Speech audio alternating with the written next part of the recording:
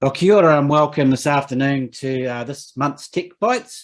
I'd like to welcome Angela Nash, who is the CIO at New Zealand Rugby, proudly wearing the T-shirt today for the Women's Rugby World Cup later this year. I hope we're all going to go to that.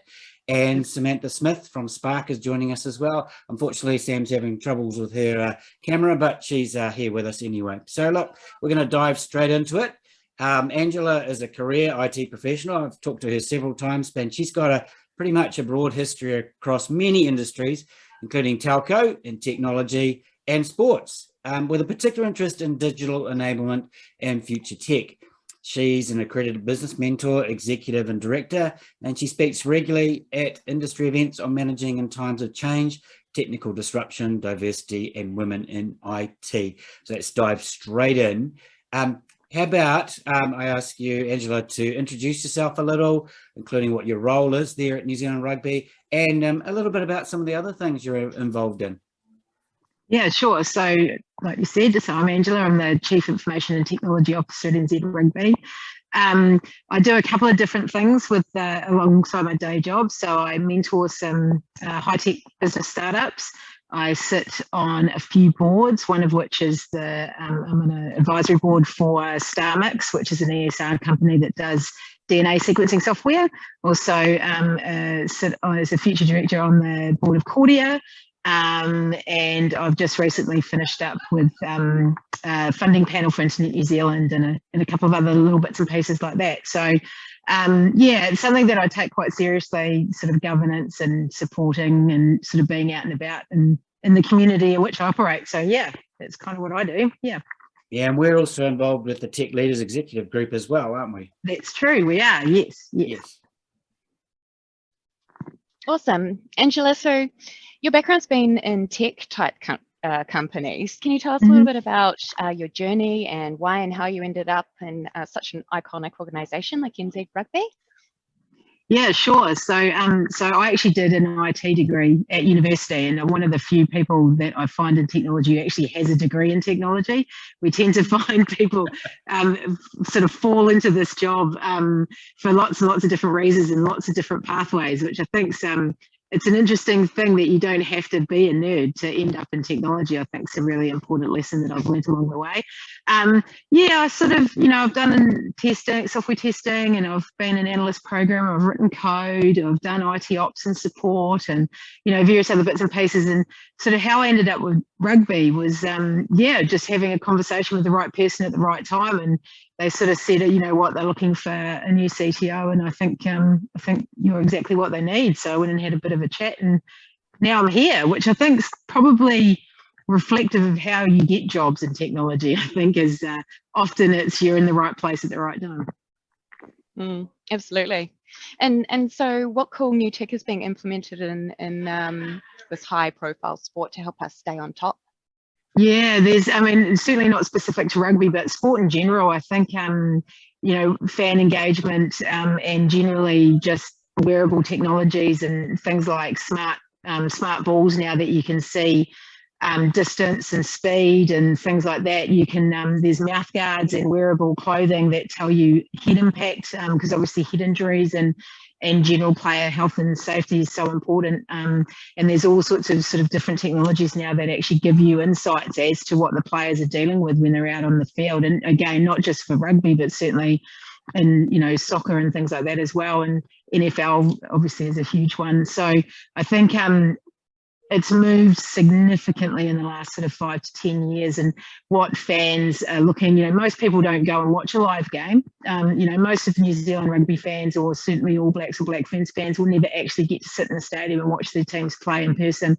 And so, getting insights onto all of these things is so hugely important for everybody. And, a lot of that stuff from those different technologies serves both the fan experience, but also looks after the players a lot more than maybe previously has happened. So I think those sorts of technologies are only going to get broader and more endemic into sport as we go over the next sort of 5 years. Yeah, that smart ball one's really interesting, because I'm a bit of I love my rugby, but I also watch football, and, they've been hesitant to bring technology into soccer, or if you want to call it that, football. And but smart balls, surely it's got to answer a lot of the questions, because they've got rules like, it's always those rules about the sideline. Sorry, I'm getting off track now, but football, in soccer, it's the whole of the ball over the whole of the line. Well, that's tricky to figure out sometimes. But I just remember being at a conference, not even 5-10 years ago, and IBM showing the latest and greatest in tracking the athletes around the field. We've come so far so quickly, really. Yeah, huge. And I mean, when you think about the GPS trackers that they wear in the back of their jerseys, and then if you sort of overlay that to, you can get jumpers or jerseys now that measure impact and temperature and all sorts of stuff like that, and then you overlay that data with field information or ball technology or helmet or mouthguard or whatever, you get this really rich set of data that I think could potentially go too far as well, because you want to sort of make sure the game's actually still a game. But I think some of if you actually use those insights in a really smart way, you can actually really make the game so much more safer, but also sort of not necessarily speed it up, because you don't always want to speed it up, but make the game more enjoyable for people to watch as well. So yeah, I think there's a huge opportunity in there. That's a really good point, because games like rugby and football, the ball's in play quite a lot, whereas a game like cricket, that's a statistician's dream, right? And they just want more and more data anyway. So you got to pick the right thing. Hey, look, we better get back on track. I mean, we can't go past the fact that you are a woman working in what has been a very male-focused sport. And how do you think your role can help raise the profile of women in rugby and sport in general?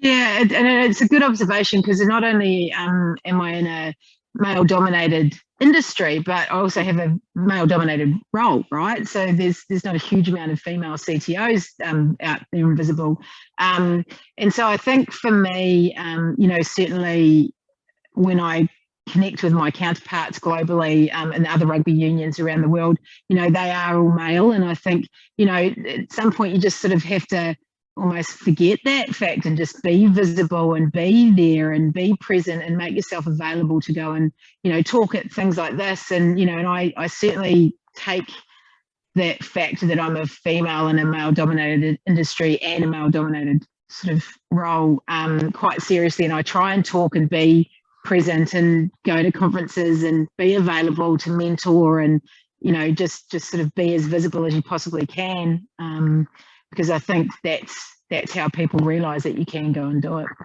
by seeing others. Yeah, you're right. I hadn't thought about that. You are a woman in an industry that's heavily male as well, and we know that's quite an issue that we want to work through, particularly around development of skills coming forward, etc. Hey, I'm going to stick to this one a little bit. Last year, we were talking just before we came on live that the Sevens team had done a great job a couple of weeks ago, and last year I had the privilege to actually talk to Sarah Hirini after the Olympics while she was still on MIQ. Actually, we managed to grab her for 20 minutes for Techbytes, just exactly like this. And so I thought I'd ask you one of the questions we asked her, which was in her interview after the final, we heard about how the team is empowered by the coaches. I mean, is there something in there that you can share with our young wahine, especially in tech roles, where they might feel they aren't empowered as individuals? I just wondered how you'd answer the same question. Yeah, certainly. And certainly, Sarah Hirini has got such amazing insights on, high performance sport and what a good team looks like and things like that. And I went back and watched that interview, and it's just so engaging, such a great speaker. I think for me, one of the things, probably the biggest lesson I've learned, is don't wait for somebody else to offer you an opportunity. Don't wait to be asked. So you can actually, I think the opportunities to be empowered are there. I think you can't wait for somebody to tell you that you are empowered to go and do something. Does that make sense? So I think very early on in my career, I always felt like I needed somebody to help me move or help me, spot opportunities or sort of give me a leg up. And actually, the more I'm involved in this industry, the more I realise the opportunities are there. You got to go chase them, and you got to go be visible and get out there and put your hand up. And actually, it's a two-part story. There's two parts to that equation. You need to empower yourself. The opportunities are there. Certainly it's good to have mentors and it's good to have support. And, you and I both know that networks are important and all of those sorts of things. And you have to do your legwork as well. But, the opportunities are there. If you want to sit on a board, start applying for boards. Go sign up to go, get your training underway. Take the reins yourself. Because I think that's, people kind of wait for opportunities from somebody else, and actually they're out there, go find them. Yeah, don't wait to be asked. That's great advice. So we're going to pivot a little bit to thinking more about the nation. In your opinion, is the COVID-19 accelerated digital transformation able to be maintained, or do you think impact's been more patchy? Yeah, it's an interesting thing to think about, because I think in some way, you'd almost hope that it cannot be maintained at the pace that it's moving, because everybody actually just needs a little bit of a rest and a break. And you almost need a little bit of corporate patience. If you've gone through a massive disruption and you've gone and changed a whole bunch of stuff, you actually need to let things settle a little bit to see what's working and what's not. Your staff need time to settle in and have a think as well, because when we disrupt anything, digitally or not, that takes a lot of energy and time, and people's headspace is distracted. And I think there's always a calm period after a massive disruption. And I think, globally we've had huge disruption in all of our, sort of corporate areas or businesses or whatever. We've had huge disruption. And so I think my fear would be maybe we don't want it to be kept going at the same pace that we are, because I just don't sure anybody can keep coping at that pace. Yeah. But certainly not stop, but maybe just, depending upon how much, and it'll be an individual thing and depending upon which business you're in. But I think maybe a little bit of patience and a little bit of settle in is probably what people actually need right now. Yeah. Yeah, I think you're probably right.